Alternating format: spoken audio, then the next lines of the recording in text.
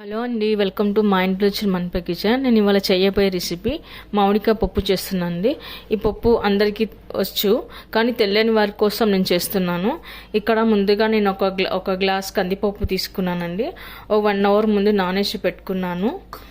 ఇప్పుడు ఇందులో మనం సన్నగా కట్ చేసి పెట్టుకున్న మామిడికాయ ముక్కలు 1 కప్పు వేసుకుందాము.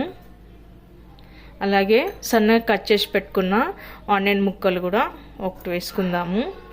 ఆ తర్వాత సన్నగా కట్ చేసి పెట్టుకున్న మెంతెం కూర ఇది 1 కప్ వేసుకుందాము.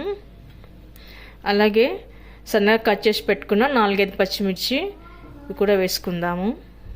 అలాగే ఇప్పుడు కొద్దిగా కరివేపాకు కూడా వేసుకుందాము. అలాగే ఇప్పుడు 4-5 వెల్లుల్లి రెబ్బలు కూడా వేసుకుందాము. అలాగే అందులో ఇప్పుడు కొద్దిగా జీలకర్ర కూడా వేసుకుందాము. అలాగే కొద్దిగా పసుపు కూడా వేసుకుందాము. అలాగే కొద్దిగా ఇప్పుడు ఆయిల్ కూడా వేసుకుందాము. ఆయిల్ వేసుకోవడం వల్ల పప్పు త్వరగా ఉడికిపోతుంది. ఇవన్నీ వేసాక ఒకసారి బాగా కలుపుకొని పెట్టుకుందాము. అలాగే ఇప్పుడు కొద్దిగా వాటర్ వేసుకుందాము. ఇవన్నీ వేసాక ఇప్పుడు మనం ఒక 4-5 విజిల్స్ రానివ్వాలండి. ఓకే అండి, 5-6 విజిల్స్ తర్వాత చూస్తున్నాను పప్పు బాగా మెత్తగా ఉడికిపోయింది. ఇప్పుడు మనం రుబ్బుకుందాము. ఇప్పుడు 2 టీ స్పూన్ వరకు ఉప్పు వేసుకుందాము.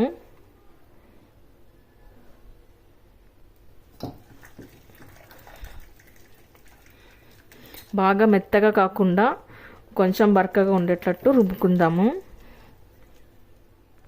వీడియోలో చూపిస్తున్న విధంగా ఈ విధంగా ఉండాలన్నమాట. ఇప్పుడు మనం తిరువాతి వేసుకుందాము. ఇప్పుడు మనం ఒక బౌల్లోకి తీసుకుందాము. ఇప్పుడు మనం తాలింపు కోసం 1 టేబుల్ స్పూన్ ఆయిల్ వేసుకున్నాను. సన్నగా కట్ చేసి పెట్టుకున్న వెల్లుల్లి రెబ్బలు, ఆ తర్వాత ఎండుమిర్చి కూడా వేసుకుందాము.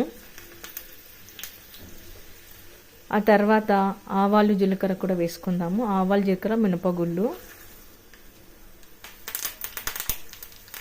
ఇప్పుడు కొద్దిగా పసుపు కూడా వేసుకుందాము. ఆ తర్వాత స్టవ్ ఆఫ్ చేసుకుందాము. ఇప్పుడు ఈ తాలింపుని మనం పప్పు పైన వేసుకుందాము.